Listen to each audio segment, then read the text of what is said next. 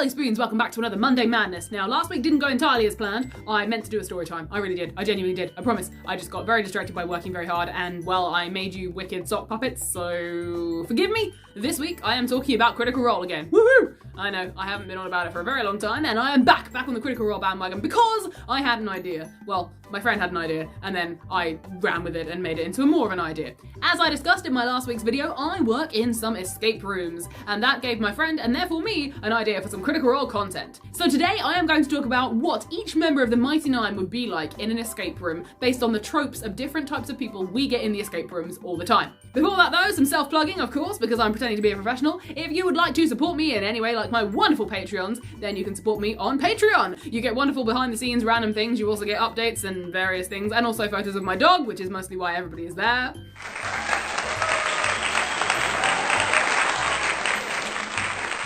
If you want to join my Patreon, it starts from $3 a month, so if you have $3 a month, then you can support me on there. I may be bringing in some rewards for people for backing my Patreon and various people on Ko-fi and things, so look out for those. I'm thinking stickers and badges. If you don't want to support me every single month, you can support me as and when you would like on my Ko-fi page. And on my Ko-fi page, you can also find my commissions. I do personalised in-character messages. The characters involve Peter Pan, Mollymauk, Lucien, Kingsley, and Puck from A Midsummer Night's Dream. Any other requests, hit me up and let me know. But if you'd like to commission me, a personalised message can be on its way to you. So, without further ado, on with the show.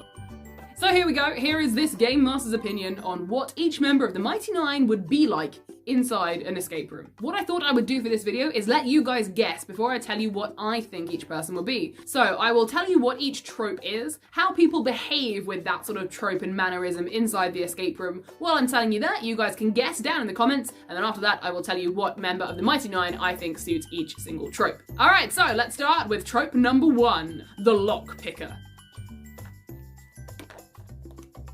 Now, full disclosure, we as Game Masters hate these people. If you try and pick locks, as I said in my last video, get out! This is not how escape rooms work. Somebody who is a lockpicker will come into the game either bringing their own tools so they can try and jimmy and pick locks, or they've watched some YouTube videos and think they can try to pick at each combination and then reset the lock afterwards sometimes. Basically, they're people who don't want to play by the rules of the game, don't really listen when anyone's reading out clues, and just think, I can get into this! So post your guesses down below and I will reveal who I think the lockpicker is in 3, 2, 1... It's not. Of course it's not. /Veth. I can think of no other argument than just to say, yes, that is what they would do. Number 2, the Overthinker.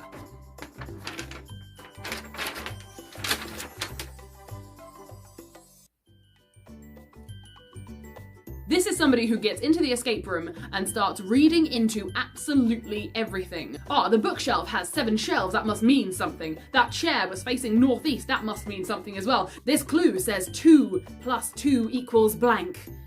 What's 2 squared? It must mean something. Maybe it's 22. They will overthink, they will overanalyze, they will find something very, very simple, but because they are so convinced that it has to be something really complicated and confusing, they will end up setting themselves back a little bit because they will be too focused on trying to work out what this very complicated thing is and overcomplicating it for themselves when actually it is as simple as 2 + 2 = 4. So, put your guesses down below if you're playing along. Who do you think would be the Overthinker of the Mighty Nein escape room group? My answer will be in 3, 2, 1. Game Master's answer?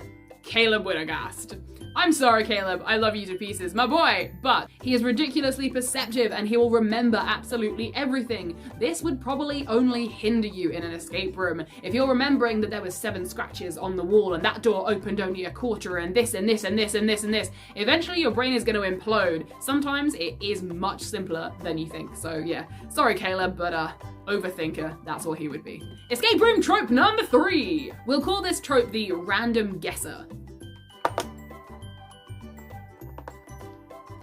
They're a sort of sporadic player. They will take some things and some other bits of information, and rather than potentially listening to the end of a clue, they might try and finish the sentence themselves. They will guess numbers and combinations. They will think of things that relate to them and their personal life rather than the game itself, and they'll be quite flighty and all over the place. They will usually be having an amazing time, and so will everybody else. They won't always be helping as much as they think they are, but at least they're having a good time. So, who do you think in the members of the Mighty Nein would be the random guesser, the sporadic player? Post your comments down below. The Game Master's answer is coming in 3, 2, 1. It's Mollymauk. I'm very sorry. I love him. He is my favorite member of the Mighty Nein. He is my favorite character from the entirety of Critical Role, but I'm sorry, Molly, it would be you. Mollymauk Tea Leaf, you glorious bastard. He would just wander around the escape room just going, well, this could be this.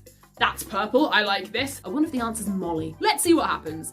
And much as I love him, yeah, Molly, bless you, Molly, just the sporadic guesser. Escape room trope number 4. We'll call this one the brute forcer.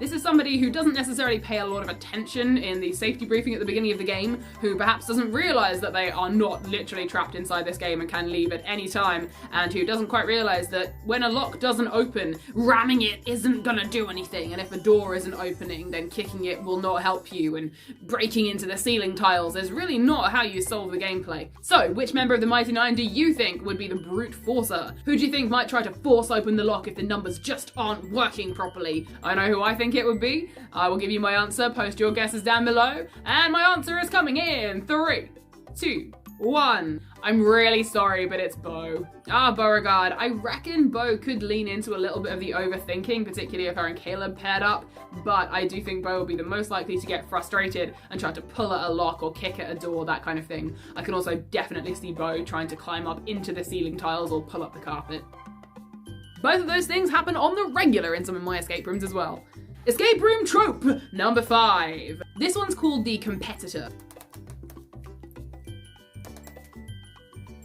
But it isn't quite as the name suggests. Some teams turn up and they are really hyper-competitive and they want to get in the game and go, but the competitor for me is actually somebody who it sneaks up on you. Somebody who turns up at the game and they seem perfectly nice and friendly and chill, and then suddenly that timer goes on, the door shuts, and they go mental. They suddenly turn into the most competitive, hyper person in the world, and they're running around going, come on, we've only got 36 and a half minutes left, let's go, let's go, let's go. Yeah, this person is, depending on the team, sometimes fun to play with and sometimes really not. They tend to be very, very loud, they tend to be very all over the place, they tend to be in everybody's business, they want to look at every single clue, they want to know who else was on the leaderboard, they want to know the winning time, they want to know what the worst time was, they might be a bit picky about asking for clues as well, they might be like, no, we can't take clues, no, we're gonna solve this ourselves. They are quite fun as players, particularly for us game masters to watch, but they can be a little bit all over the place, and yeah, the hyper-competitiveness can really come out of absolutely nowhere. So, I know what my answer for this one is, but post your thoughts down in the comments below. Who do you think in the members of the Mighty Nein would be the suddenly very competitive one once they get into the escape room? My answer is coming in 3, 2, 1. I reckon it's Jester. Partly because of Laura herself, a little bit of Vex, but mostly because I feel like Jester is the kind of person who would be really, really chill and happy to, yeah, let's go to the escape room, yeah. And then suddenly she gets in and she's just like, oh my god, yes, we could win, we could do this. And I think it would be all in good fun. I don't think she would necessarily do it in a horrible way, but just Jester being who she is, I can definitely see her being very focused on the time and like, come on, you guys. Escape room trope number 6. This one is very funny to watch. I'm not gonna lie to you, we enjoy watching this one. We call them the Clue Hoarder.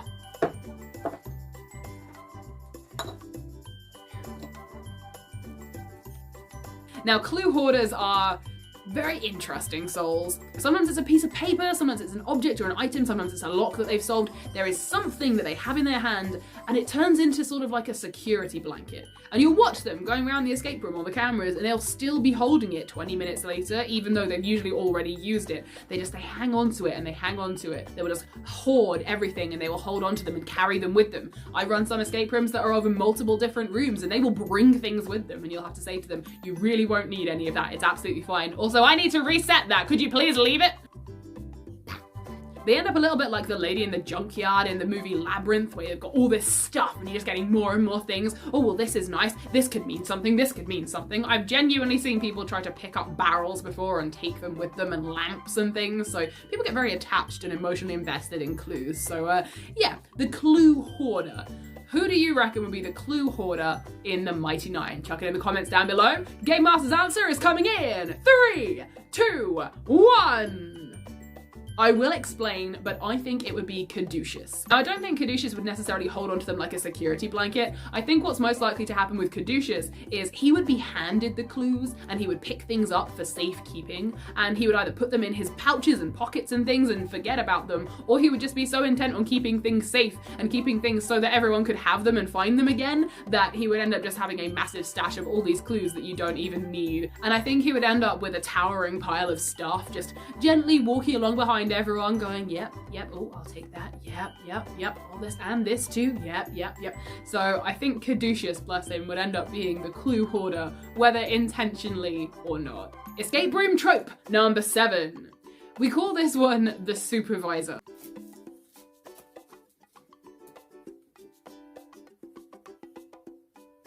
This is a trope that tends to show up sort of halfway into the game. There's usually one person, particularly in the bigger teams, and if the entire party of the Mighty Nein were in there, they would be a big team for an escape room, where one person has either helped a little bit or has found it way more helpful for them to stand back and run interference between all the different people. Oh no, they found something over here. Guys, come over here. Guys, they've got a lock open over here. Guys, they've just seen something on the wall. Hey, you lot, could you bring that here? Oh, I think maybe this and this could go together. They tend to stand back, take a sort of team leader, supervisory role. They don't always get directly involved. Sometimes they do, but they find it much more comfortable to sort of keep an eye on what everyone else is doing. Sometimes they can go to the extreme and end up being the parent, and they can sort of shepherd the group and keep an eye on everybody and make sure the chaos is under control. We get quite a few of these in the escape rooms, and they are usually very sweet people. So, who do you think would be the Supervisor trope from the Mighty Nein?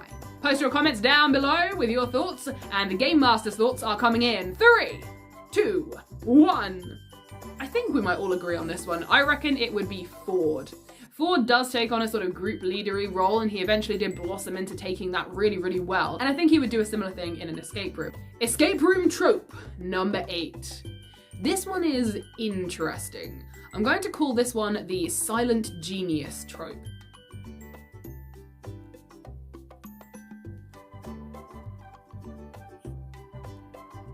This is somebody who isn't necessarily involved in the whole escape room the entire way through. They're usually quite quiet.